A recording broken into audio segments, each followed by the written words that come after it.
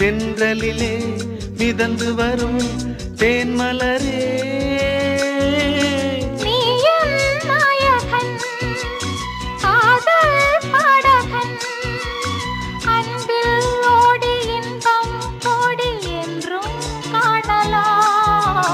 காதல் ஓவியம்